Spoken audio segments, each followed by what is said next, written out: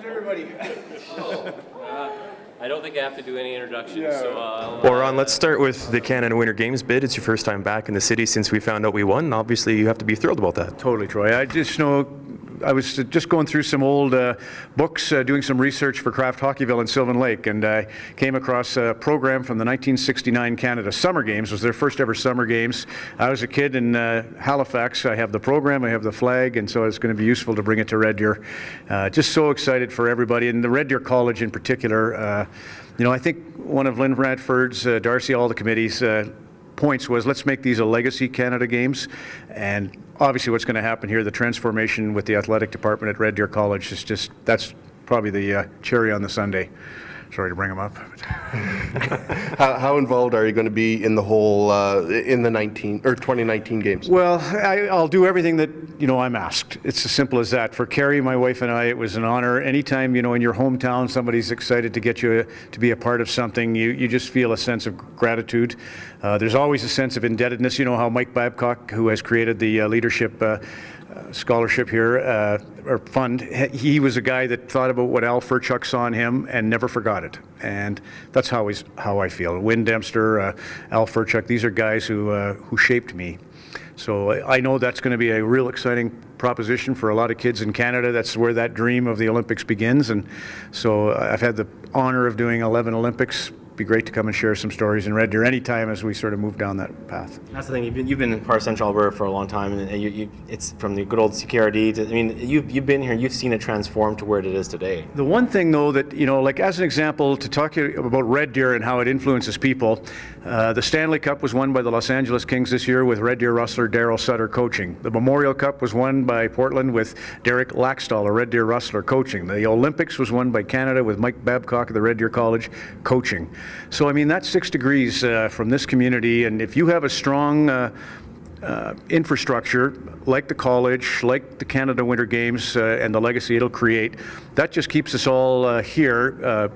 They call it sustainability, right? It's the big word, but that just makes this place a place where people can land and stay and produce those folks who go out and spread the good word is what it is.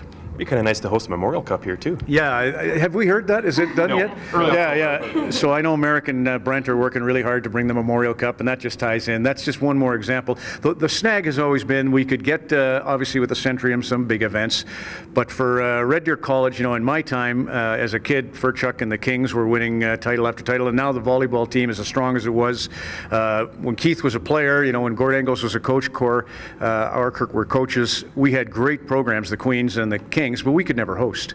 We could go and show them who's boss, but the boss could never host a staff party. Now we will.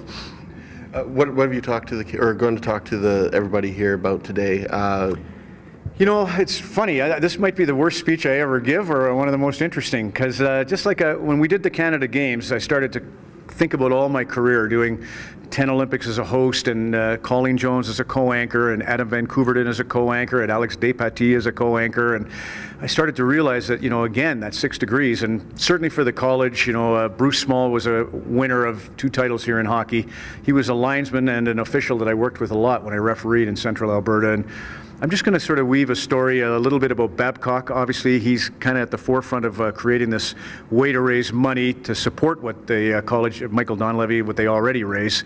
But this was Melody Davidson and Mike Babcock are honorary chairs of a program that I think is just fantastic. So Babcock, I can tell you a lot of stories about Iserman and kind of weave that. And I think of the golfers, I think of the curlers. I get Jennifer Jones is going to join me in 2 weeks on Rogers Hometown Hockey. So I want to get, we were the national champions, the Queens, in curling. So it'll be stories of just my experiences in sport and how they kind of connect to Red Deer, weirdly. Could we talk a little bit about the hometown hockey? Obviously, your role is changing this fall. Yeah. So Rogers Hometown Hockey is going to be Sunday nights. It'll air off of City TV in Edmonton and Calgary, obviously. The first week we host out of London, Ontario, with the Rangers hosting Toronto Maple Leafs NHL game as the backdrop, but it's really taken the game back home to where it all begins. Much like the Canada Winter and Summer Games are sort of the precursor to the Commonwealth and Olympic Games.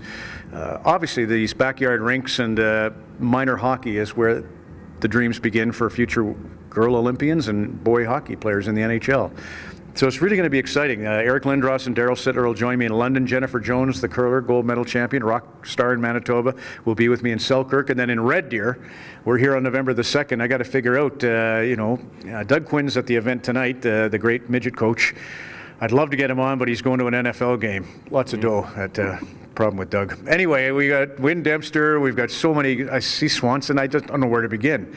That'll be a real challenge to figure out who to have star in the 2 intermissions, but can't wait.